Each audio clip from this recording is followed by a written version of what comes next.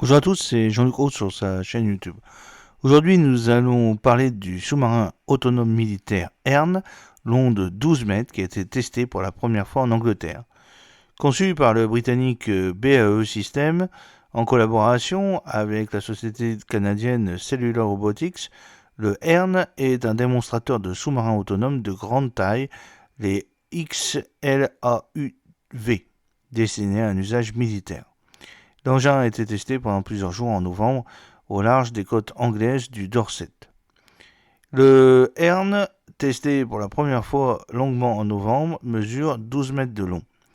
Déjà engagé sur les drones aériens, le britannique BAE Systems a lancé en novembre au large de Portsmouth les premiers essais en mer de son premier nouveau navire sous-marin autonome extra large, le XLAUV, un démonstrateur destiné à un usage militaire.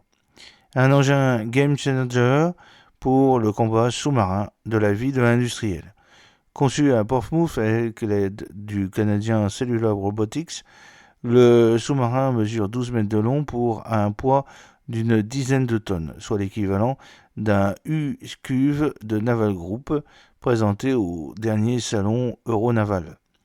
Le Ern a fait l'objet d'un développement rapide, moins d'un an, pour répondre aux demandes pressantes des marines de ce genre d'engin.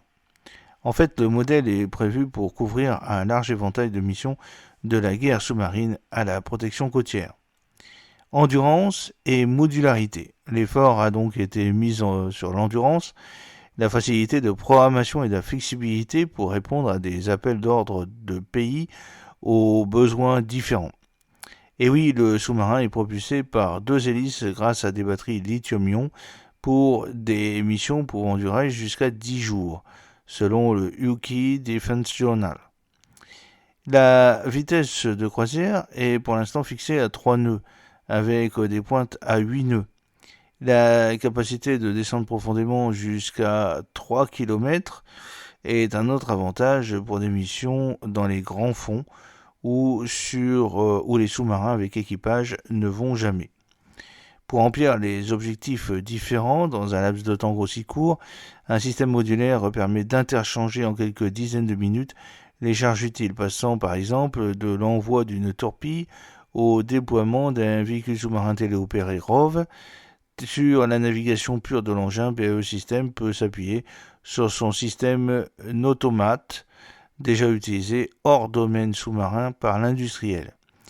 Améliorer constamment la technologie permettra d'améliorer l'évitement d'obstacles sous l'eau ou la collecte de données.